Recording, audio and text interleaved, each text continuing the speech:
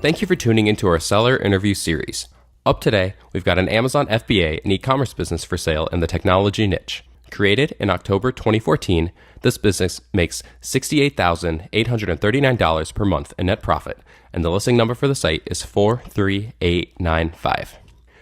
We do these interviews to give potential buyers more information about both the seller and the sites they're looking to purchase. We hope these insights are helpful for you in making a buying decision. We've got the seller with us today to go through the business and cover everything from niche selection to traffic and monetization. How are you doing today, Jay? Hey, I'm good. Hey, Jake. Well, I know it's very, very late for you, so we'll just dive into it. Before we get to the questions that I have, I want to go ahead and run through a quick summary of the business. Again, it was built in October of 2014, has a monthly revenue of $145,377, expenses of $76,538 to make for a net profit of $68,839, which is generated on a 12-month average. Included in sale of this business are the Amazon Seller Central account, US and UK, domain, site content and files, Facebook page, Twitter page, and an email list. Inventory is not normally included in the list price, but further details can be provided to active depositors. Jay, can you tell us a little bit about your background in building and running online businesses? Sure. All right. So, I've been doing this really since I graduated from university. So that was, I think, 2004. So since then, I've been through a lot of things. So I still have course websites that are doing quite well. They're usually timeless content. So they've been running for years, and that has been very good to me. And then together with my wife, she was running fashion businesses when I got to know her. And we took some of these fashion businesses online. And we also sold one of those businesses before. That was like kind of handbag related fashion business. And then, since then, I'm really interested in technology in general. So I'm usually at the intersection of technology and, when it comes to maybe fashion or things that I'm interested in. And then I usually create a business out of it. So I've created an eyewear brand in the past that's sold directly online as well. That was pretty successful. And what else? Yeah, some more course websites. And then, this business as well. And to date, this is one of the more successful businesses, definitely, I've created. And yeah, honestly, I keep repeating the same thing that I do when I create a business. And it's usually I look at what's really interesting me, and then I go deep into it and try to get an understanding. And then I create products that I believe are valuable for the target audience and market it, do the branding, and take it from there. So this is also how this business was created, 2014. So with that said, you create businesses that you're very interested in, as you said, and this business is obviously doing really well since you're making on average $68,000 in profit every month. So with all of that, why are you selling the business? Yeah, it's now, I'm now 36 and my wife is now 38, and, we're just we're fine, honestly, we're fine. I've been into, investing, and I've been part of a cryptocurrency team since 2014 of a actually now one of the top 50 cryptocurrencies in the world as well and stuff, so I'm kind of fine. And my wife just wants to relax a bit and we want to start a family. So I have more things still going on. So, I'm not going to fully retire because I just like doing business, but she will definitely step back. And she's been really actively involved in this business, and we just want to cut it down. And for me, when I create a business, it's like my baby a little bit. And before I, pay less attention or something, I can't really do this. So in this case, I think now is a good time to sell it and to hand it over to someone who takes good care of it. I want to see this keep on, doing good like it did now. So, yeah. Well, congratulations on trying to start a family, and I hope, everything goes well for you. So you're just trying to sell the business to free up some time for your wife mainly, who's spent a lot of time on this business. That's correct? Exactly. So with that said, you and your wife, how much time are you guys currently putting into the business? Yeah, so we ran the business actually a long time. Until 1.5 years ago, we ran it just us two. And the rest was outsourced, the rest was handled by other people. And at that point, we were working a lot more. But now we have 3 full-time employees, and then where my wife could be counted as a fourth. But we've reduced the time that we spent on the business like a lot. So because we bought some places, and my wife takes care of the renovation of it, like she looks over everything. So yeah, so right now, how much time? I mean, I spend, I would say, like about an hour a week, and I'm mostly setting the direction of the business. I'm, planning maybe new products, and my wife, I think she spends a day around maybe 2-3 hours, something like that. Yeah. So you're putting in an hour a week and she's putting in about 2 to 3 hours a day. Is that about? Yeah. Okay. Yeah. So with that said, that's, for a large business that's bringing you a lot of profit, that's, not that much time in the grand scheme of things. Yeah. So if a new owner wanted to come in and felt like they could put in more time, are there any big opportunities for growth that you see available for someone to take advantage of if they had the time? I mean, right now, the point is why we can do this and then spend so little time basically right now is because, our employees, they're doing a good job. They're able to handle everything. And a lot of the processes, we've really made a system out of it that we can also train new people easily. So it's really easy to train new people and make them work efficiently as well. If a new owner wants to spend more time on this, well, it's probably on the marketing side, but even there we have things set up quite well. I mean, we use Facebook, we use Google AdWords, mostly the retargeting part. That works very well. Like in the industry, we have a really good network, which helps us a lot, which helps us with new products because we get a heads up from our, partners a little bit earlier than a lot of people. And it helps us also with marketing a lot. So honestly, I couldn't really tell right now. It's probably on the product design, like in this area, probably like making more products because that totally helps to drive sales. Yeah, that's probably the thing. If somebody wants to put more time in, that's probably the area. How many different products are you selling? Right now, it's around, we have 36 SKUs and products, I think, over like 30 different ones. Yeah. So it's in the technology niche. Are these an actual like device or is it an accessory type thing? Well, they're complementary to other devices. So yeah, they could be some of them accessories, some of them own products itself. So yeah. So are the 36 SKUs, are they being designed and developed by you? Like, are they original designs? Some of them are, yes, but we've worked now with really fantastic suppliers and they are absolutely capable to do new product design. So I think since around like half a year, they do the majority of the new product designs, which helps us a lot. And they're fantastic partners. We also have exclusivity agreements with them. So they work only for us. And those exclusivity agreements would go over to the new owner of the company as well. So for complete new products, we still do the design ourselves. And we're actually working right now on one product that's completely new to the field we're working in. And that's in the early design stages. But for everything else, like ongoing business and most of the money makers, that actually our supplier can even do the product design part right now. You mentioned that the supplier deals are going to stay in place during the transition period and onward with the new owner. Yep. The 3 employees that you already have, 4 if you count your wife, but she's obviously not going along because you're selling the business. Exactly. Yeah, the I'm other selling my wife now. Okay, so yeah. Yeah, your wife is staying with you. So All right, the yeah. other 3 employees, are they willing to continue to work on the business after the sale?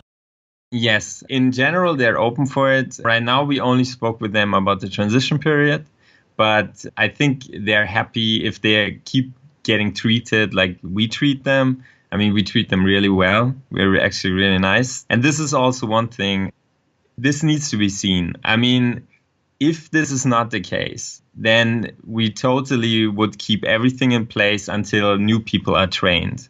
Again, I mean, we want to see this whole thing keep going and keep doing well. So right now it's only for the transition period, but possibly they stay on. But I mean, we can't guarantee this, because if they're not happy with the new owner, then obviously they probably won't stay.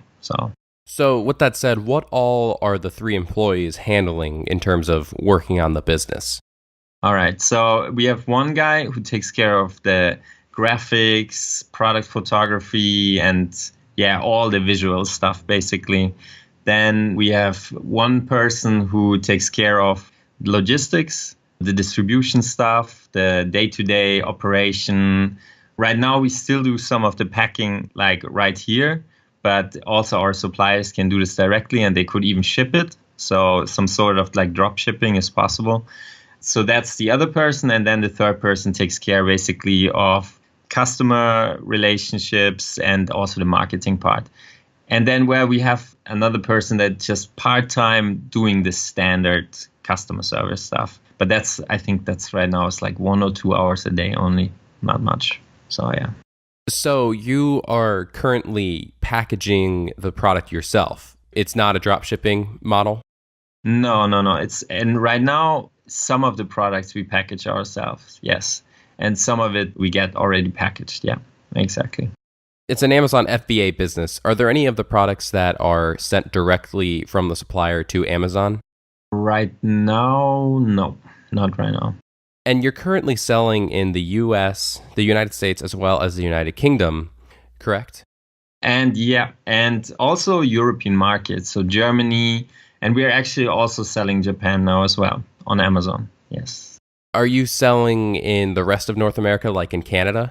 I mean, we just do Amazon.com right now. We don't do the other markets, but through our website, we ship in over 60 countries. I mean, we ship worldwide, So the Amazon is only for the American and then the European markets, but with your e-commerce store website, with your own website, people can buy from all over the world. Exactly, yeah. Do you see a lot of the traffic from the e-commerce store, or is most of it the Amazon side of things? We have really strong direct sales because we usually also, when we have new products, we publish them first on our website. We kind of want to keep the brand a little bit in our hand and not just hand it over to Amazon. But of course, we do have strong sales on Amazon as well. But right now, I mean, it's pretty balanced. Obviously, I mean, when we added Amazon in Europe, we saw that our website sales go a bit down and instead more is sold on Amazon. So, yeah. So just to recap it, it's about 50-50 then with the e-commerce store versus the Amazon store? Yeah, at the moment, yeah. On your own website, do you currently do any written content, like for instance, blog posts? Well, we did this for some time, but honestly, the area we're in, it just doesn't really make sense for this. So content marketing, we tried it. It doesn't apply to what we're selling. It doesn't make that much sense. Let's say it this way. How about the other forms of marketing? Like, have you done a lot with email marketing or social media marketing? Well, email marketing, definitely. We did a couple of things. We've been really active in a couple of online communities, and that helped us a lot. And one of the things that we did and that I actually do with all my businesses, I call it like dominating the conversation and, just leaving some kind of name with the target audience that people keep referring to. And this is also the case with this brand now. And this helps us a lot. So even like we don't have a major or any main competitors, a few smaller ones, but so even products from competitors sometimes get wrongly labeled as our brand name, which, just shows that this kind of thing works, like dominating the conversation. And so most of the people, they just keep coming back. They've been customers before. They hear about our products in online communities and just get referred to the website. Or on now also you see a lot of times that the Amazon links get posted when people talk about our brand. Have you seen a lot of conversion strictly from the Facebook and the Twitter? No, not really that much. No, I mean, for this, well, on Facebook and we don't Twitter, we did some ads as well, but that wasn't that good. But on Facebook, for example, for the retargeting, yes, we see good conversions, but other than that, it works all right. I mean, our email list works well. That works really well. And then usually, when we launch a product, it just gets talked about in the communities. And that's where more and more sales come afterwards. Are there any big risks associated with this business that you feel a potential buyer should be aware of? I mean, right now, honestly, this is something when you look just the media about our market, some people say, it's going through some sort of stagnation or something. But when you look at the numbers and the sales, and we also know some other numbers from companies that partner with us, that's actually not really the case because the overall market is growing a lot. So, how should I put it?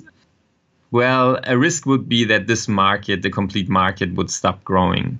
But that's just simply not the case. So, I mean, if you're worried about this, then that's probably not the business you want to buy. But at this point, it's pretty unstoppable that this market keeps growing.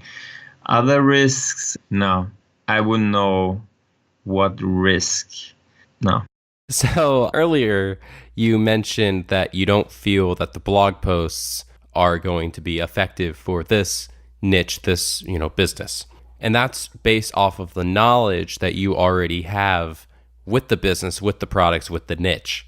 Is there going to be any sort of large learning curve when a new owner comes in?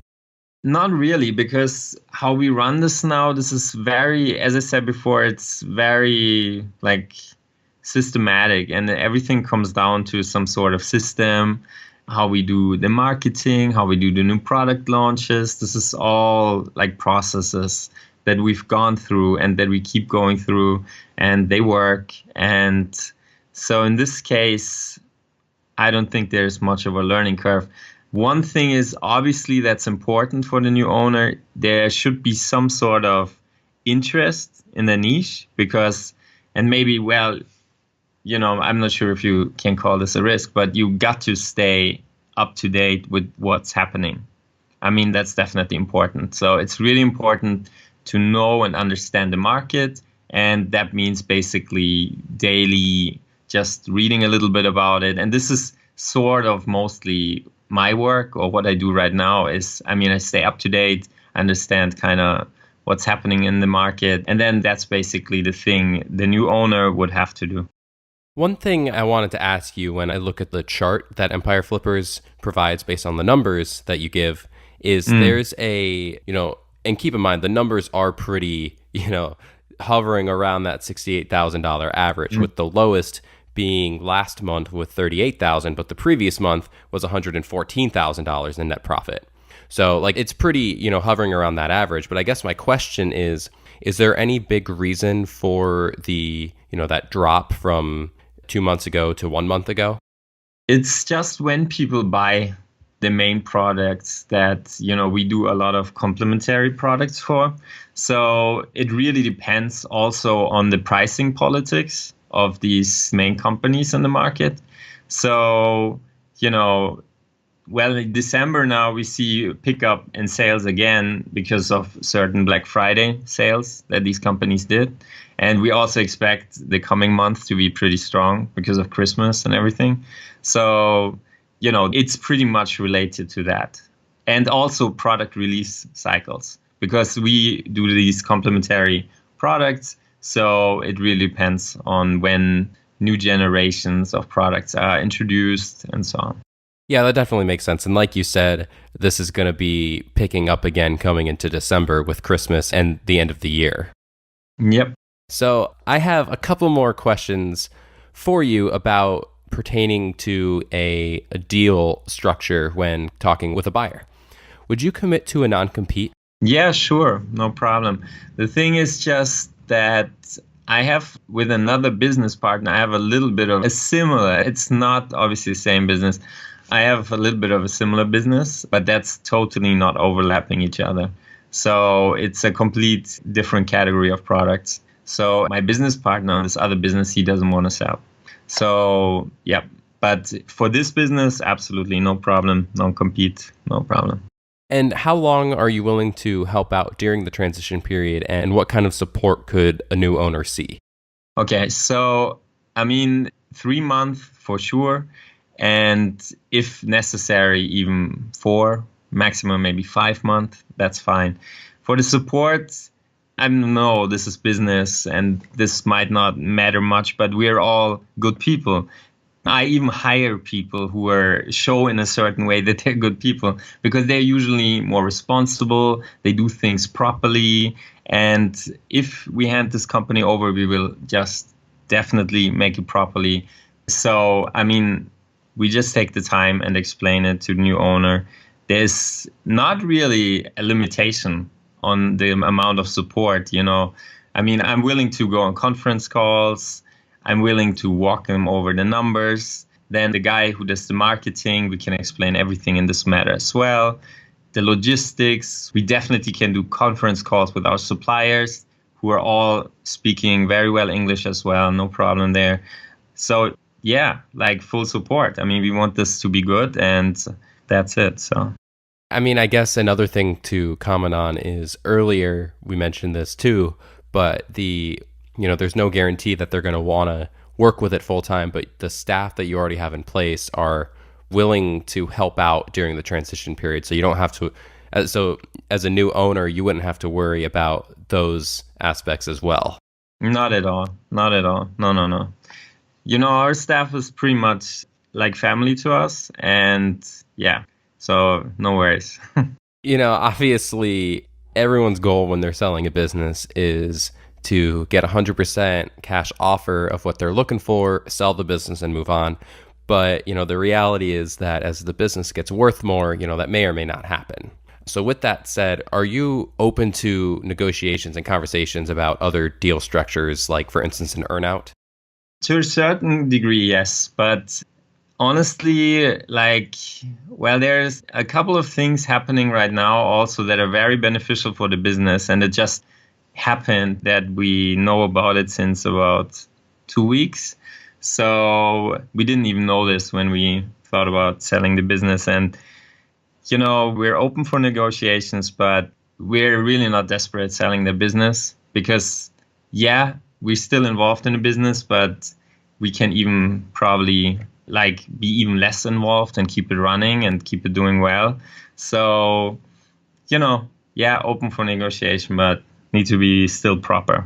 So it needs to be a deal that benefits everyone involved, but one thing I have to say is, I want to make sure people feel good about it, and they feel also confident. This is not something we just want to drop off and hand it over and, and then the other person just has to learn swimming in the cold water or whatever, So I understand there should be some sort of, if there's a small earnout or something, no problem, no big deal. So, yeah. Well, thank you so much, Jay, for taking the time with me today. I know it's very, very late for you. I have one final question for you. Yeah. Before we get to that, though, I want to go ahead and run through that quick summary of the business again. The business was built in October of 2014. It has a monthly revenue of $145,377, expenses of $76,538 to make for a net profit of $68,839, which is generated on a 12-month average. Included in the sale of this business are the Amazon seller accounts, US and UK, the domain, site content and files, Facebook and Twitter pages, and an email list. Jay, what is your best 30-second pitch on why someone should purchase this business? All right. So this is a business that has a strong following. It has an absolute dominant brand name in the niche. The target audience knows the brand. all the industry professionals and companies involved in this business know the brand, huge brand recognition, fantastic suppliers, and the whole running the business is really works in processes, works in systems, so it's easy to train new people or keep it running. So, that's why we're actually pretty much down to keep it running, but okay, now we're selling it, so yeah, that's it. And it's, above all else, it's making money. It's got a very strong foundation, and it's got a brand that people like and keep returning to. Like you mentioned, you have a very strong recurring buyer rate, and the employees and just the atmosphere of the business is it's a very friendly family business. Honestly, the money is not the main part for running business for us for some time. For us, it's kind of like a game, so we really like it. And the money is cool, of course, but we just like business, so it's okay. And we make other money too, cryptocurrency, oh my God, stuff like that. So it's fine. We're good. But it's a good business. So it's a good business. There we go. Yeah. It's a good business with a strong foundation with potential to grow even more. Jay, thank you so much for taking the time with me today. I really, really enjoyed our chat, and I strongly wish you the best with everything and your family, work, all of it. Okay. Thanks, Jake. If you're watching this on YouTube, subscribe to our channel. And if you want more information, the link will be below the video that will take you to this marketplace listing. If you're watching this on the listing site and want more information, become a depositor today. When you make the deposit, one of our business advisors will be in contact with you, and you will be given everything you need to review this business. Have a great day.